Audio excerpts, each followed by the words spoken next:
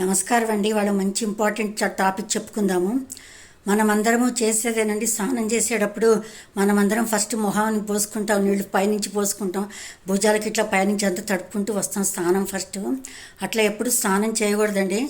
స్నానం ఎప్పుడు కింద నుంచి చేయాలి. ఫస్ట్ మన నాభి దగ్గర నుంచి కింద భాగంలో కాళ్ళ మీద పోసుకోవాలి ఫస్ట్. తర్వాత నాభికి కింద భాగానికి పోసుకోవాలి. తర్వాత ఈ భుజానికి పోసుకోవాలండి ఫస్ట్. తర్వాత మొహానికి లాస్ట్కి రావాలండి.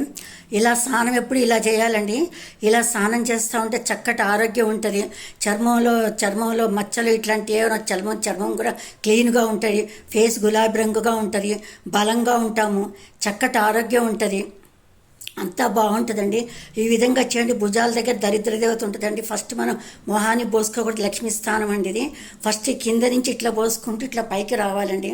ఇవాళ నుంచి మనం అందరం ఈ మాదిరిగానే స్నానం చేద్దామండి. చక్కగా స్నానం చేసి చక్కటి ఆరోగ్యం సొంతం చేసుకుందామండి.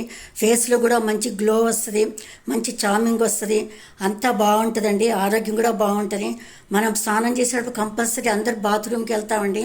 ఈ బాత్రూమ్కి అసలు స్నానం చేసేటప్పుడు వెళ్ళకూడదంట. మనం ఇప్పుడు కింద నుంచి ఇలా స్నానం చేస్తూ ఉంటే ఇంకా అసలు బాత్రూమ్కి వెళ్ళాల్సిన పని కూడా ఉండదటండి. సో ఈ విధంగా చేయండి. చక్కటి ఆరోగ్యం సొంతం చేసుకోండి. బలంగా ఉండండి. మంచి జీవితం, ఆనందకరంగా జీవితం గడపండి. విన్నందుకు ధన్యవాదాలండి. సంతోషం అండి. నచ్చితే లైక్ చేయండి.